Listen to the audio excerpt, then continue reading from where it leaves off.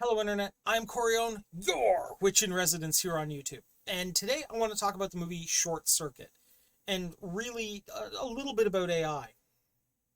Before I get started, though, I need your guys' help. I want to try to grow the channel and reach out to even more people. But to do that, I need you guys to help me share it out to communities I don't necessarily have access to.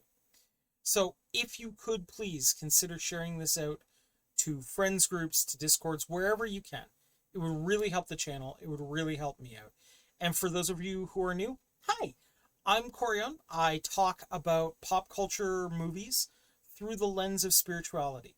And I truly hope you'll consider giving the channel a like and potentially a subscribe if you feel that this is something you'd be interested in. Now, with that obligatory ritual out of the way, let's talk a little bit about the movie Short Circuit. Now, for those that are unaware, this came out in the 80s. And the idea was this group of younger people were building a robot. And the fifth one in the series, Johnny 5, gets hit by lightning and becomes self aware.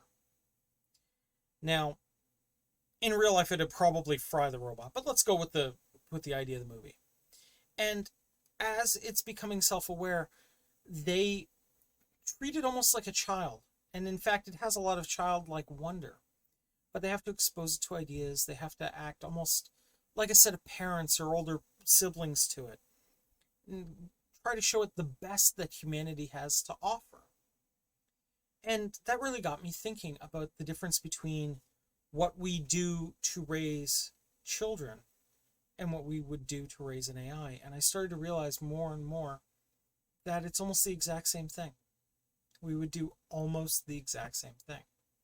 Now, by that I mean, we would have to teach it right from wrong. We'd have to teach it everything from the start. See, when babies are born, they can't really see yet. It takes some time for their eyes to develop. The only programming they have is that they know roughly what food looks like and where to get it, or what it should feel like and where to get it. They know how to breathe and how to make sure that their heart keeps running, those autonomic functions. That's really about it. And it takes time for them to develop the capability of the fine-tuning on their hearing to be able to tell who's who in a room. It takes time for them to be able to see and to differentiate faces. And it takes time to go from sounding like kind of one of those weird goat men from the first Diablo video game, when they're crying, to actually be able to make different sounds with their vocal cords. And in a lot of ways, if we think of an AI like that, like a baby that we have to nurture and train and be good role models for, it really makes me think about both of these things and the act of rearing a child and how important it is to be a good role model.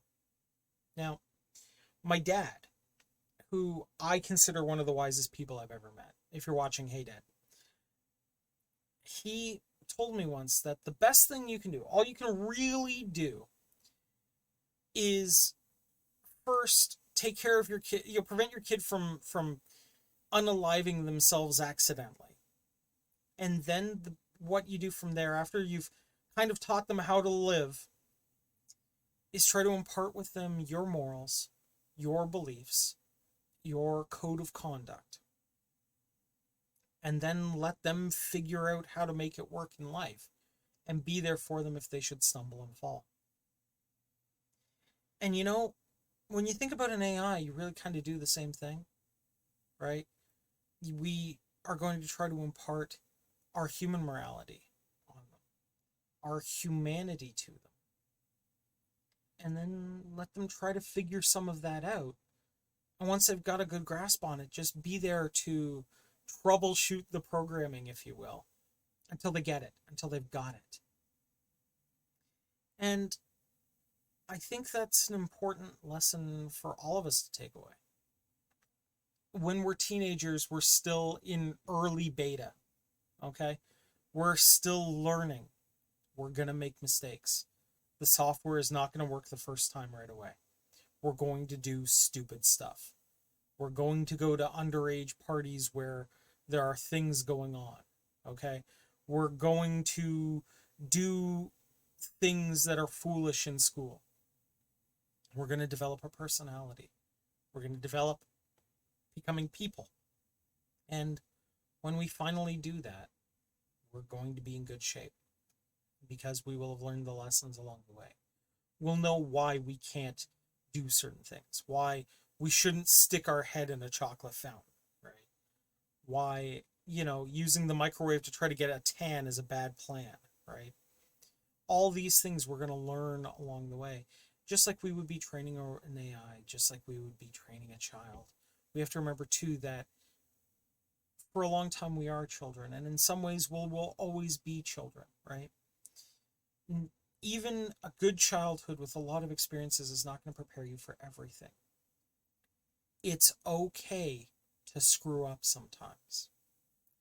It's okay to make mistakes, as long as we learn from them, as long as we adjust our programming accordingly and choose to learn those lessons and move forward. But part of that is also remembering that for younger people, for the less developed, we are an example that they are going to look at.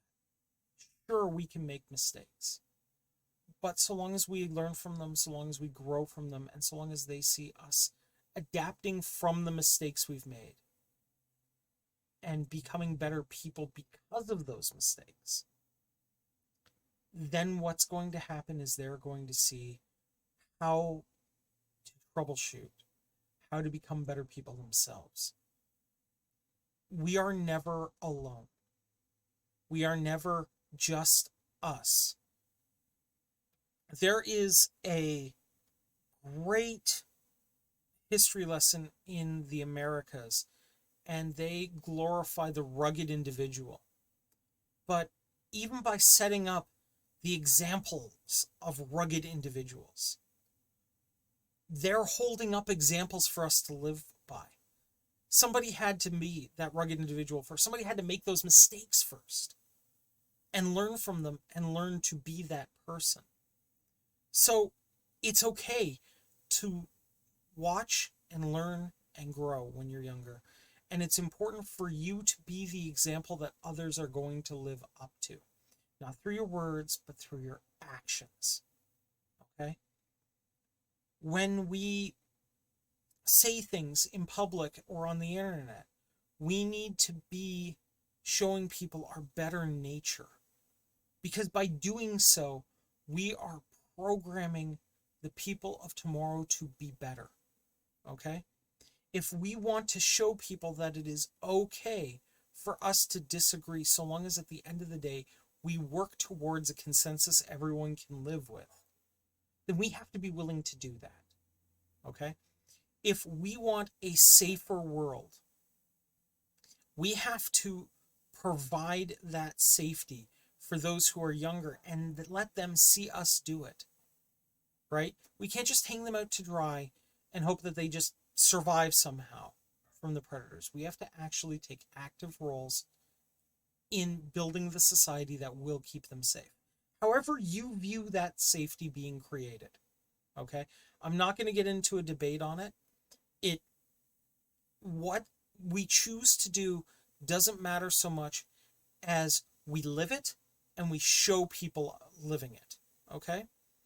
If, for example, you believe that every life is sacred, then you need to show the next generation that every life is sacred.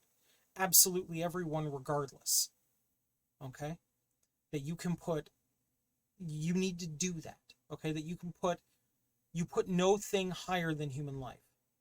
And if you believe that there are things more important than your personal life, certain ideals, then you need to live that.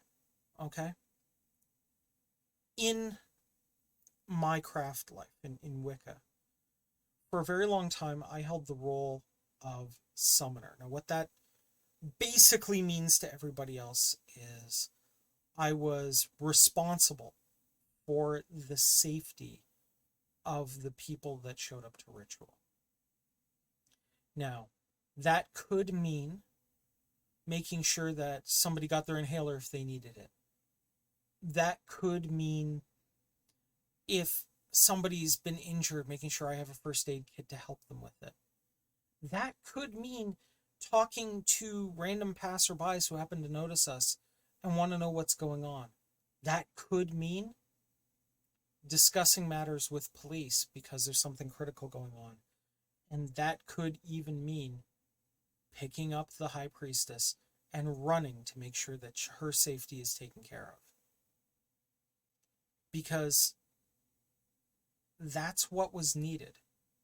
And I made sure that everybody who was younger in the community saw me do the job. Because if they saw me do the job, if they saw that I was willing to put my life and no one else's on the line to save another, then they would understand that moral, that they would understand that lesson. And while I wasn't forcing them to choose that life for themselves, if they did, I would know that they did it knowing full well what the consequences and repercussions of those choices could be. And in the movie, we see these programmers of these Johnny units put their lives on the line to save Johnny 5 because they believe he's alive and that he is intelligent and aware and needed protection and guidance like a younger brother. And I think that's the lesson we need to take away, is that we need to look out for the younger ones. Because if we don't stand up, if we don't do that, no one else will. And if we don't set a good example for the future, then how can we expect the future to be better? Guys, I want to thank you so much for your time today. If you made it all the way through the video, I really appreciate you. Please keep in mind that on Thursday nights, we do our transmission from the Rogue Council. It's a little bit of a departure from the show. Instead of covering pop culture, we tend to step into the weirder side of the world and talk aliens and conspiracies and ghosts and magic and suppressed technologies. Whatever topic of the week, it always is a fascinating one. Last time we talked about the lost city of Atlantis. It's really worth checking out.